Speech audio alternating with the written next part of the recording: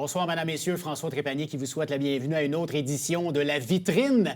Belle émission cette semaine. En deuxième partie d'émission, on reçoit le directeur général de la télévision du Haut-Richelieu, Richard Racicot, qui vient nous rendre une courte visite pour rendre hommage à un de nos collègues, Stéphane Caron, qui nous a malheureusement quittés il y a quelques semaines. Et en première partie d'émission, ça va être un petit peu plus joyeux. On va rentrer dans les coulisses de l'émission Les Traîtres avec un des participants qui s'est rendu en finale de l'émission, le Joannais Manuel Constant qui est avec nous. Salut Manuel. Salut François, merci de l'invitation. Plaisir, bienvenue à l'émission. Merci beaucoup. Écoute, premièrement, Manu, on l'a appris dans l'émission, tu es synergologue de formation. Oui. J'aimerais ça qu'on rentre dans le vif du sujet par rapport à ton métier. Qu'est-ce que ça mange en hiver, un synergologue? Bien, un synergologue, en fait, il faut faire son propre chemin. Dans le fond, c'est la compréhension humaine à travers le langage corporel. Après, ce que les gens en font, souvent, ils vont chercher juste une spécialisation pour améliorer leur métier. Okay. Moi, j'ai décidé d'enseigner ça aux gens. Donc, je ne veux pas être coach, je ne veux pas être accompagnateur. Je veux que les gens fassent la même chose que moi en moins de temps, moi. Donc, je suis devenu conférencier formateur en synergologie. Comment les gens t'approchent pour apprendre un peu qu'est-ce que c'est ton métier, pour pouvoir en savoir davantage, pour pouvoir être formé? Qu'est-ce qui pousse quelqu'un à communiquer avec toi, avec ton entreprise Synergo, et qui se dit, ben moi, j'aimerais ça apprendre un peu les dessus de ce métier-là, les dessous, et être capable d'analyser un peu les gens, si on veut? C'est drôle parce que ma clientèle vient vraiment de milieux divers, là. Donc, on parle autant d'enquêtrices policières qui viennent me voir que de coachs, que de gestionnaires dans des entreprises. Corporatifs? Oui, tout à fait. Okay. Des personnes en ressources humaines, en développement des affaires. Donc, dès que les gens comprennent que les gens disent pas tout, puis que le but, c'est pas de découvrir des mensonges, c'est juste qu'est-ce que mon client potentiel ou mon employé ou peu importe qui ne me dit pas qui pourrait m'aider à l'aider. Ouais. C'est plus ça le... Est-ce que ça va chercher un peu, tu parles de clientèle un peu variée, est-ce que, par exemple, un directeur des ressources humaines va être plus enclin à suivre cette formation-là, parce que veux pas, tu es en contact direct avec l'employé. C'est toi qui prends des décisions au niveau des ressources humaines. Est-ce que c'est une clientèle vraiment clé pour toi dans ce domaine-là? Oui, ressources humaines, beaucoup. Puis souvent, ce qui arrive, c'est quand je vais faire une formation en entreprise, on a l'équipe des ressources humaines, l'équipe du développement des affaires et l'équipe des gestionnaires, des superviseurs qui assistent en même temps. C'est souvent ce qui arrive, là, parce que tout le monde peut aller chercher des notions intéressantes pour mieux interagir avec leur employé. Comment es-tu devenu synergologue? Comment cette passion-là est arrivée dans ta vie et que tu t'es dit, ben moi, je vais en faire un métier, parce qu'on s'entend, c'est quand même un métier rare, c'est un métier qu'on n'entend pas parler beaucoup, c'est un métier qu'il y a beaucoup d'appelés, peu d'élus, ça prend un certain, je ne veux pas dire talent, mais je vais le dire, pour être capable de bien cerner les gens. Est-ce que tu trempes là-dedans depuis longtemps? Dans une réponse la plus courte possible, ce n'est que l'aboutissement de ma passion finie pour le comportement humain. J'étais haut comme ça, j'aimais ça, je tripais là-dessus sur le comportement humain. J'ai eu une carrière en coaching sportif, donc j'ai étudié le plan très matériel de l'humain, physionomie, anatomie, biomécanique. Et un jour, je trouvais que j'avais fait le tour un petit peu là, du plan matériel de l'humain. Je me suis plongé dans la psychologie, l'anthropologie et éventuellement la synergologie. Donc, tout ce qui est moins tangible. Là. Donc, qu'est-ce qui se passe dans la tête d'un individu? Pourquoi un individu a tel comportement? Donc, sans tomber dans la pathologie, là, juste expliquer le comportement du commun des mortels quand ils sont en interaction. Donc, quand deux personnes se parlent, qu'est-ce qui se passe qui fait que ça ne fonctionne pas nécessairement à chaque fois? C'était là-dedans que j'étais beaucoup. Dans le fond, ça peut aider, j'imagine. Il y a un conflit entre employés. Tu sens qu'il y a un conflit de personnalité entre deux personnes. Si on t'amène là-dedans, tu vas analyser. Est-ce que tu es capable de, je ne veux pas dire mettre fin au conflit, mais d'améliorer cette relation-là entre employés? Bien, oui, absolument. Sauf que, comme je disais tantôt, moi, mon but, c'était pas que les gens m'appellent à l'infini pour que je vienne patcher un problème. Ouais. C'était que les gens en ressources humaines soient formés un peu comme moi pour qu'il y ait les clés, pour qu'eux règlent le problème chez eux, puis qu'il n'y ait pas à m'appeler à l'infini. Je comprends.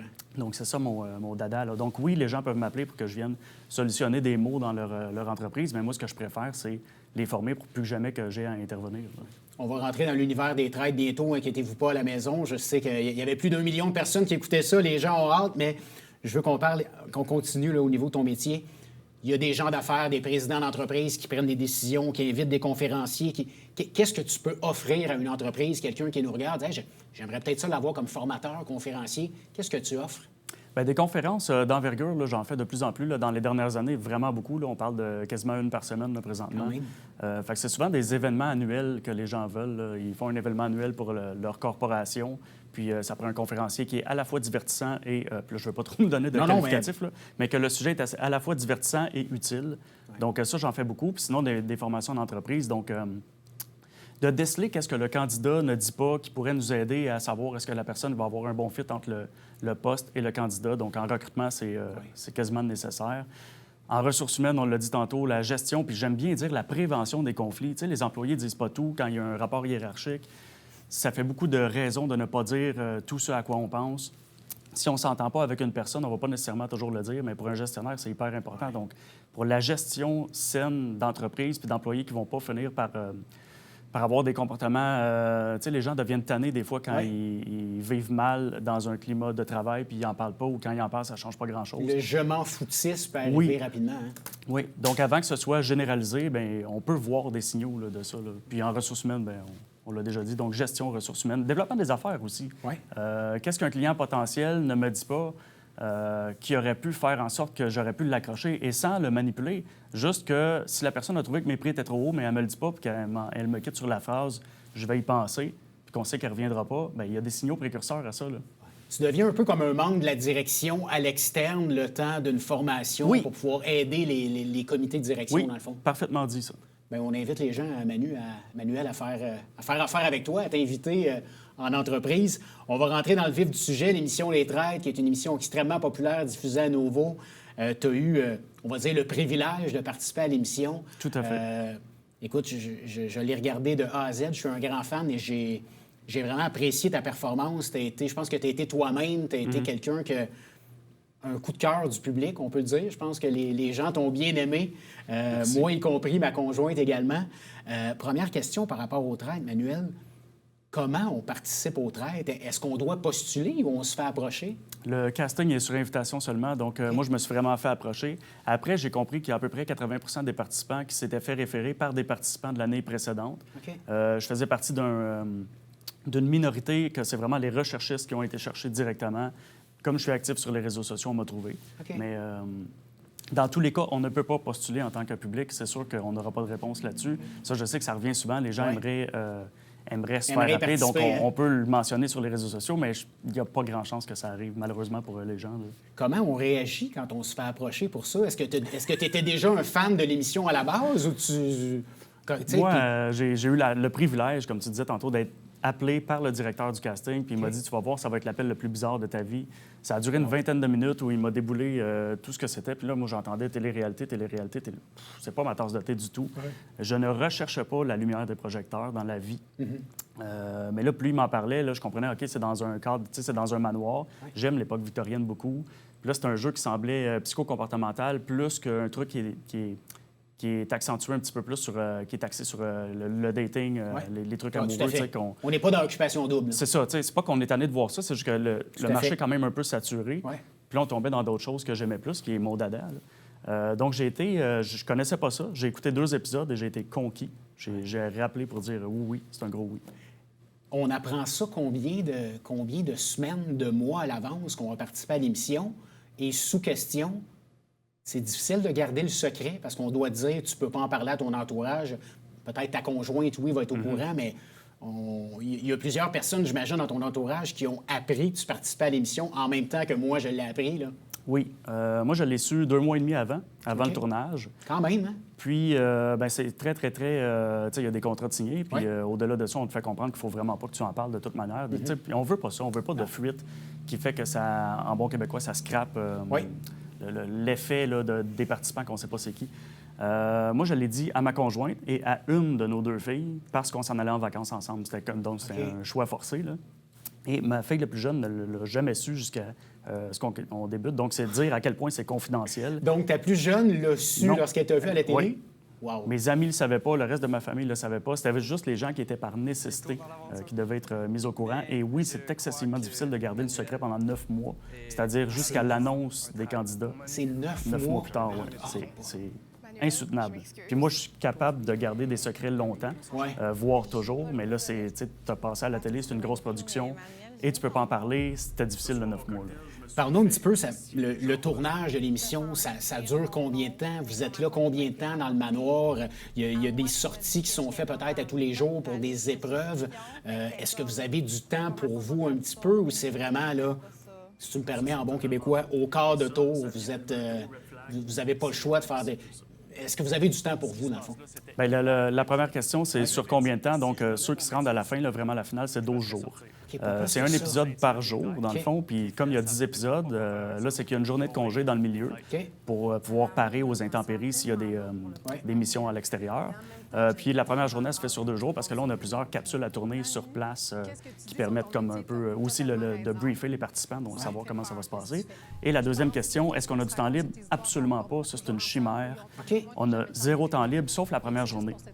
Moi, je me souviens, la première journée, justement, entre les petites capsules, puis les photos, puis les ci, les ça, j'ai tourné en rond dans ma chambre pendant 3-4 heures. J'étais même tanné de lire.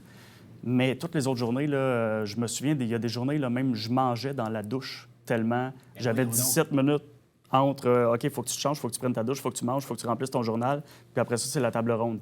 Évidemment, là, que la production ne te dit pas, tu sais, elle dit, stresse-toi pas avec ça, mais normalement, dans 17 minutes, tu es prêt. Là, OK, je suis pas stressé, mais. Fait qu'il n'y a pas de... On en parlait hors d'onde. Tu sais, ma conjointe a fait Big Brother Célébrité. Elle est restée là plusieurs semaines et souvent, il y avait du temps mort, comme on dit. Elle dit, il y en a qui font juste des siestes, il y en a qui vont s'entraîner à temps plein. On n'a pas ça. On a le temps de faire à manger ensemble, de jaser un peu de nos vies personnelles.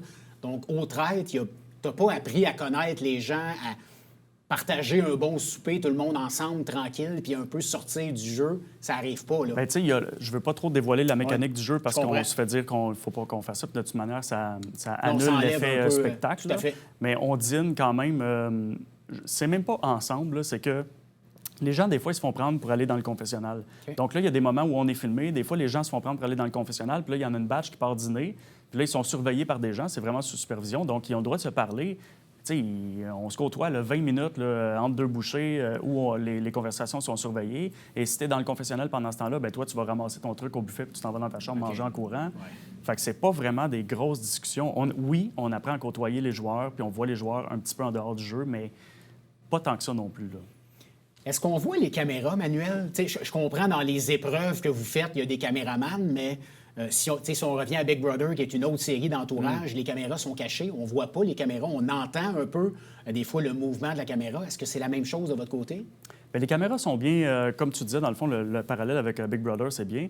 Il y a des caméras qui sont un peu camouflées, qui font partie du décor, et il y a des équipes de caméramans qui se déplacent. Donc, évidemment, quand tu as une équipe de caméramans qui s'envole là, bien, tu les vois, tu sais. Ouais. Je pense qu'après ça, tout le monde est à peu près conscient, là, à peu près tout le temps qu'on est filmé, parce que, comparativement à Big Brother, c'est un sprint. C'est 12 jours le maximum, là. Big Brother, c'est sur 3 mois le maximum, donc c'est un sprint versus un marathon. Je pense qu'à un moment donné, dans Big Brother, ils peuvent finir par oublier les caméras, surtout quand ils ont du temps libre. Ouais. Nous, on n'a pas de temps libre et c'est sur une très courte durée. Donc, moi, pour ma part, je ne les ai pas vraiment oubliés, les caméras, puis je pense pas qu'il y a grand monde qui les a oubliés vraiment. Là. Je veux qu'on parle un peu de ton entrée au manoir où tu as été obligé de dire quel était ton métier. Ce n'était pas ton but à la base de dire que tu étais synergologue parce que veux pas pour les autres, ça peut faire peur. On s'entend, on en parlait tantôt, on t'a expliqué ton métier, puis oui, ça peut faire peur. Est-ce que ça a été, si tu me permets le terme, un game changer pour toi de devoir vraiment annoncer publiquement quel était ton métier? Oui, ça a été un game changer. Par contre, j'y étais préparé. Okay. Donc, moi, j'ai tout fait pour me bâtir un personnage qui est... D'anthropologue? Oui, d'anthropologue. Je voulais dire que j'étais anthropologue. Ce qui est une moitié de mensonge parce que j'ai quand même beaucoup de connaissances en anthropologie sans avoir les titres puis le diplôme. Puis c'est quand même très cousin. Hein, l'anthropologie, qui est l'étude du genre humain, c'est cousin de ce que je fais. Et ça aurait été facile pour moi de dire...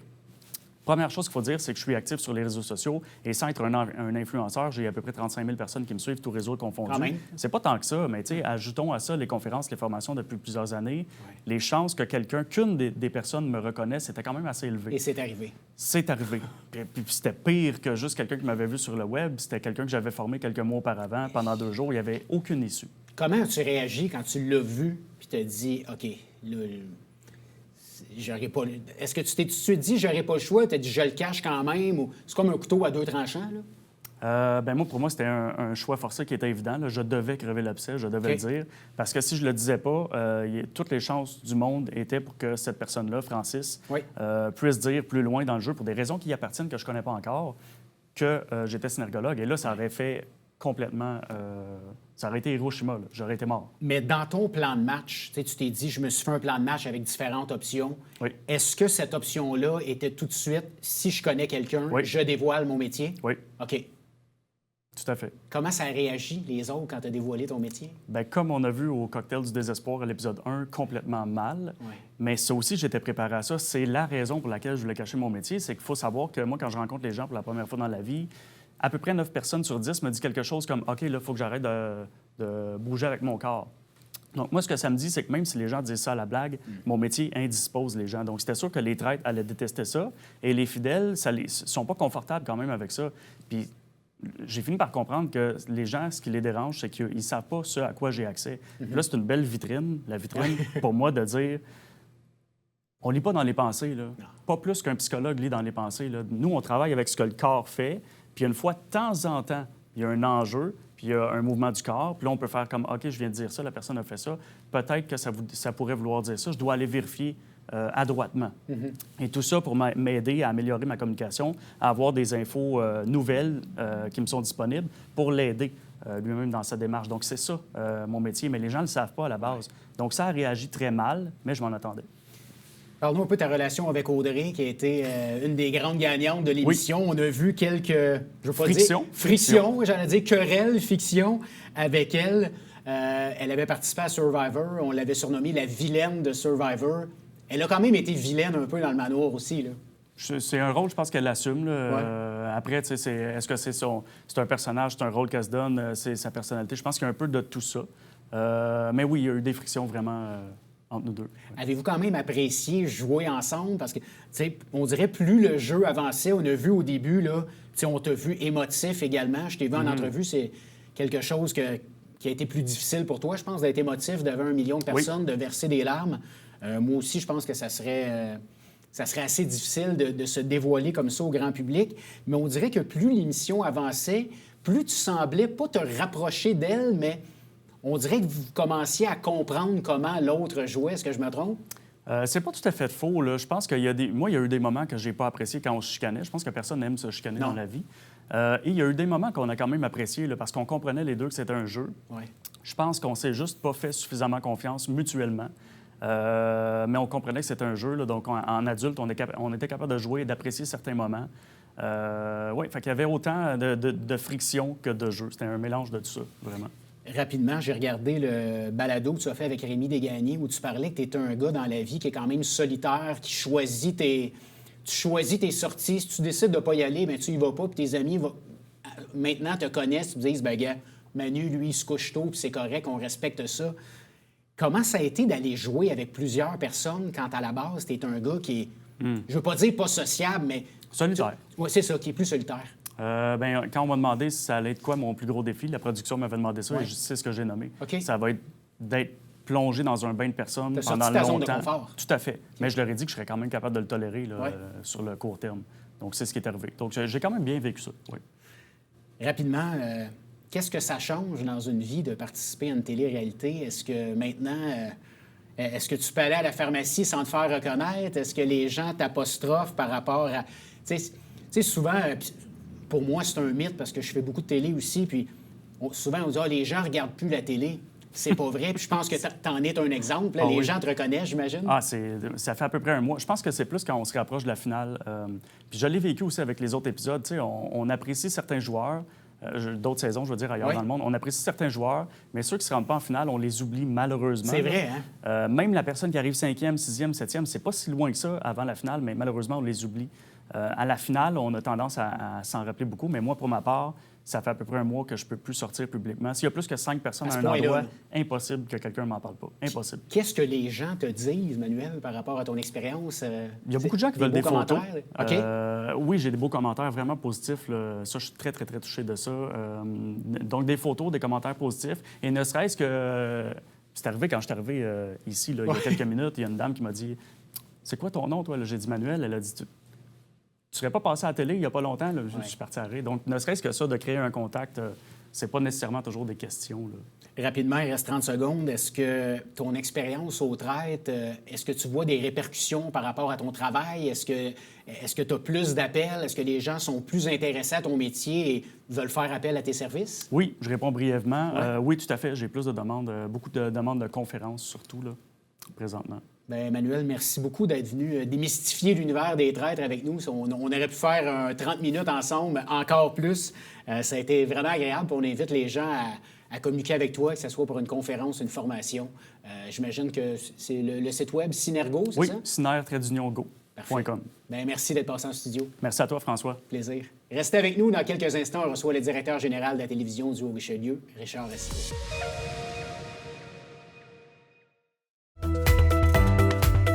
Ici Mario Tremblay. Je vous donne rendez-vous à la tribune TVHR, votre émission d'affaires publiques présentée les mardis, mercredis et vendredis à compter de 17h. C'est un rendez-vous.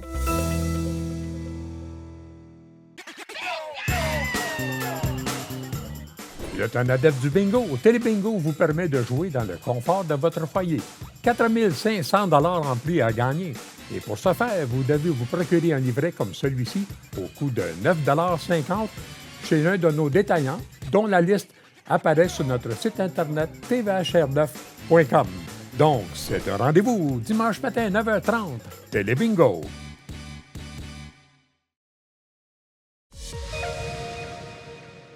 Nous sommes de retour à la vitrine et je suis bien heureux de recevoir notre patron ici à la télévision du Haut-Richelieu, Richard Racicot, directeur général, qui est là depuis très, très, très longtemps, mais que je ne vous cacherai pas, préfère être dans la régie que sur le plateau, mais on l'a forcé un peu.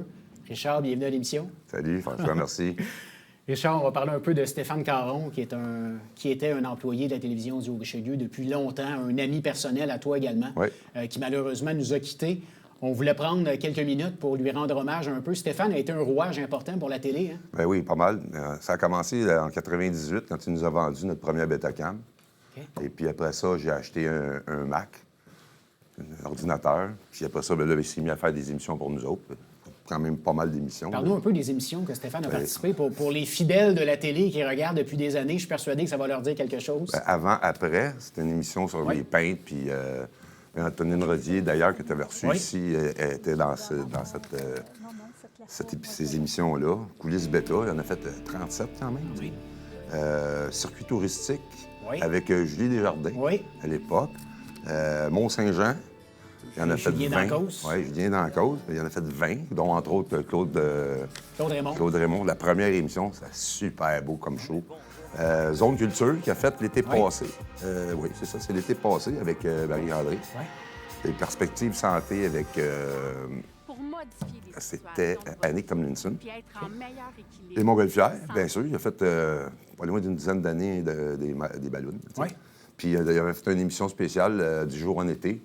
Donc, je jasais de comment on faisait la job, puis toute la kit. Fait que, on était quand même une dizaine à travailler sur... quand on faisait les écrans géants au Montgolfière. Oui, Stéphane en faisait partie. Pendant 20 années. Plus de 20 ans, hein? 27 ans. On a commencé en 93, puis on a fini en 2019. Juste avant la pandémie. Parle-nous de Stéphane. Qu'est-ce qu'il y avait comme talent, Stéphane Caron? Tu parles beaucoup d'émissions culturelles. Je pense que c'était son créneau un peu. Oui, il aimait ça beaucoup. Qu'est-ce qu'il était capable d'aller chercher chez l'invité, Stéphane? Quelque chose que je peux te dire, c'est que c'est un super bon caméraman, directeur de photographie. Il appelle ça DOP, là. Ouais. Et il était très artistique. Fait que, ce qui veut dire qu'il shootait les émissions puis il les montait aussi. Bien souvent, le 3/4 de la job, il la faisait au complet ou le 3/4. Tu sais, comme les coulisses bêta, 37 émissions, c'est quand même pas mal là, sur une dizaine d'années. Là, ça fait pas mal de shows. Non, il y avait beaucoup de talent. C'est old school parce qu'il y avait quand même... il avait de l'âge. Tu sais. Son papa, c'est René Caron, celui qui est... Feu René Caron, grand comédien. Hein? Exactement. Fait que, tu vois que c'était dans la famille. Là. Artistique, exactement. Fait que, il était pas mal bon. C'était un chum bien proche à Michel Bergeron, qui est notre technicien qui vient faire nos réparations ici, puis tout le kit. Puis Robin Grenon, Gisèle Guibard, qui joue d'harpe, eux autres. Puis c'était des bons chums à eux autres aussi. Roger Alexandre, qui a super trippé sur Roger. Tu sais, il nous a fait découvrir des affaires dans le milieu de la télévision que moi, je n'avais jamais fait. C'est sûr qu'on fait des shows de télé, c'est des shows de télé. Là, le show de chaise, c'est un show de chaise. Tout à fait, absolument. Et quand on va chercher à l'extérieur... Un show de montage, beaucoup, hein? Ben, oui, puis quand tu te promènes, quand tu es assis ici en studio puis tu as des caméras tout le tour, bien, ça reste quand même assez simple. Mais quand tu pars, tu t'en vas à l'extérieur, tu le filmes, puis tout, après ça, il faut être clair, puis tu trouves des places, des endroits où c'est que tu vas tourner, tu sais. Et je regarde encore dans l'émission de Coulisses Beta, on a eu Gilles Gemme qui est décédé aujourd'hui. On a eu plein, 37 émissions de 37 invités. Là, c'est Mario Hébert une couple de fois, puis tout le kit, t'sais. Ça fait des shows qui étaient vraiment dynamiques. J'ai bien aimé ça. Quel est le meilleur souvenir que tu gardes de Stéphane, Richard? Nos petits jeudis 5 à 7, quand on une petite bouteille de vin et de fromage, on avait bien du fun. Puis là, ben, le jeudi soir, le show passait, de Coulisses Beta, justement, à 19h. Fait qu'on descendait en bas, puis on allait l'écouter avec notre petit verre de vin, puis on regardait notre show. C'était le fun, ça. Sympathie à la famille, hein? C'est l'émission vraiment sympathie aux amis, à la famille, à toute la grande famille de la télévision du Haut-Richelieu également. Il reste un peu moins de 2 minutes. Je veux qu'on parle un peu de la télévision du Haut-Richelieu. Okay. Comment ça va, la télévision du Haut-Richelieu, Richard? Des fois, Éric Latour te recevait pour prendre des nouvelles. Comment ça va? Ça va bien, ça va bien. Écoute, justement, tu parles d'Éric, ça a fait un grand changement de tout revirer ça de base. C'est ericlatour.com, c'était ericlatour.com. Ben, ça nous a permis aussi de te donner une émission de vitrine. Mario Saint-Jean Tremblay qui fait la tribune. Ghislain... qui fait l'émission du Conseil de Ville. C'est ça. Sport Express, toujours en ondes. En ondes, 1 heure, mais là, on va retomber à une demi-heure, hein, je pense. Hein, l'automne, ça va être plus packagé. Peut-être une vitrine de plus. Peut-être une vitrine, oui, c'est ça. Mais là, on s'embarque dans les élections. Là, qu'on va avoir du pain sur la planche, surtout s'il y a comme 4 équipes. Ça fait comme genre 4 x 12, 48, à part des 4 maires. T'sais. On n'a pas fini de parler des élections municipales sur les ondes. Ça va être du stock. Il reste 40 secondes. Parle-nous de l'importance du bingo TVHR. Le télé-bingo, c'est ce qui nous fait vivre. Là, c'est indéniable. Si on n'a pas de télé-bingo, on n'a plus d'émission, on n'a pas de télévision, c'est fini. C'est vraiment l'outil qui nous permet de rester en vie. Puis en même temps, de nous donner des beaux décors, puis des bons animateurs. Puis, mais les gens sont au rendez-vous, Richard? Oui, je pense que oui. Le monde aime bien ça. C'est sûr que là, l'été, ça revient, puis tout a commencé. Puis c'est la première fin de semaine qu'on a eu du beau temps. Fait que c'est sûr que les ventes, ils baissent un peu. Mais c'est pas dramatique.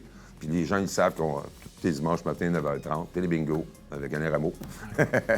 Richard, on invite les gens à jouer au bingo et à rester fidèles à la télévision du Haut-Richelieu. Merci d'être passé, rendre un petit hommage à ton ami Stéphane Merci Caron. de m'avoir invité, c'est super cool. Ça fait plaisir. J'espère que l'émission vous a plu. On se retrouve pour une autre vitrine la semaine prochaine. Salut tout le monde.